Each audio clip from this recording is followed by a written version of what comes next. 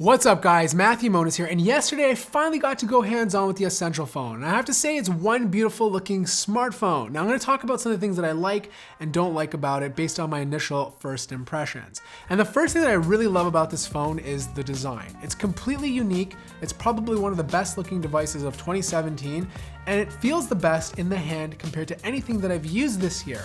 Imagine a 5.71 inch phone being pretty much the same size as an iPhone 4.7 inch device, but yet feels a lot more comfortable to hold in the hand. It's also very, very unique. Instead of using aluminum and glass on the back, it uses titanium and ceramic as the back. So a lot more durable, feels a lot less likely to scratch, but of course it still can be broken if you smash it hard enough. There's absolutely no branding on this phone, so there's no logos, there's no text. It is super clean. And it's also super flat. I mean, you look at these cameras and they're not protruding at all. The fingerprint scanner is pretty much flush with the back, which might be a problem if you're looking for it.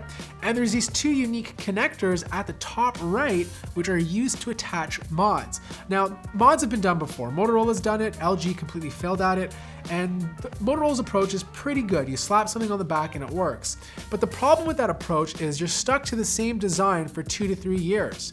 With this approach, the way it works is you can pretty much make the phone any way you want it. If you want to shrink the size, thin the bezels, it's not going to make a difference because those two connectors don't take up much space. Now, unfortunately, there is no headphone jack on the bottom. So you can either keep complaining about this, but this looks like the direction we are going. More and more manufacturers are getting rid of it. They do include an adapter in the box, which is great. And there's also one thing I do want to point out, which is kind of silly. On the bottom is where you insert your SIM card. But beside that SIM card tray is two holes. One is your microphone, and the other one is where you use to eject the SIM card. Now, I can only imagine that a lot of people are going to be trying to poke holes in the microphone holes. So if you do buy this phone, just remember that and be careful when you're placing your SIM card inside. Now let's talk about that gorgeous display. It's 5.71 inches, it's 2560 by 1312, so it's almost QHD. And instead of being AMOLED, it's actually LCD. I'm kind of surprised because this is pretty bezel-less and they must have stuck all the LCD sensors inside of the chin on the bottom. Now, I was really worried about the front-facing camera being an issue whenever I look at things on the display, but it didn't bother me after 5 to 10 minutes of using the phone. And when you do things like watch a video, it actually puts these black bars on the left and right side, so the camera's not even an issue. The display itself had pretty good colors. It reminded me of the G6, so really good contrast, nice and sharp text, nice whites, but I don't think it's going to be that bright once you bring it outdoors. You're probably going to want a smartphone with an AMOLED panel. In terms of performance, it has the latest Snapdragon 835 processor, 4 gigabytes of RAM, 128 gigabytes of storage space. So it has pretty much the same stuff all the other high-end smartphones have. The only thing that it is missing is a micro SD card slot, water resistance, and wireless charging. Now, they did say they are going to be releasing a module that does wireless charging, but the fact that you have to pay to buy a module to do that is kind of a turnoff. But what's not a turnoff is the software experience. The software experience is great. I only played with it for a little bit, but it's running stock Android 7.1.1,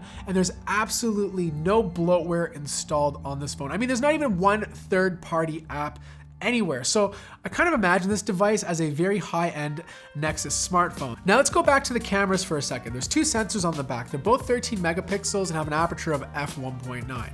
Now, if you've used a Huawei P10 or P10 Plus, you'll be very familiar with this setup.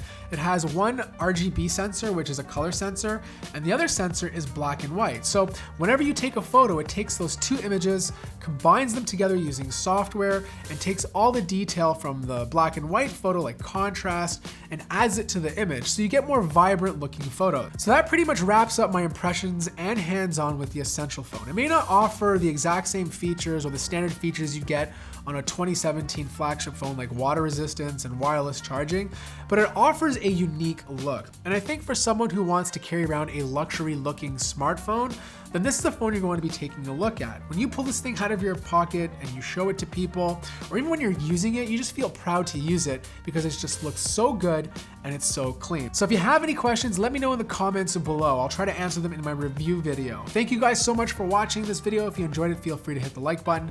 And if you're new to the channel, subscribe. And as always, I will see you in the next video.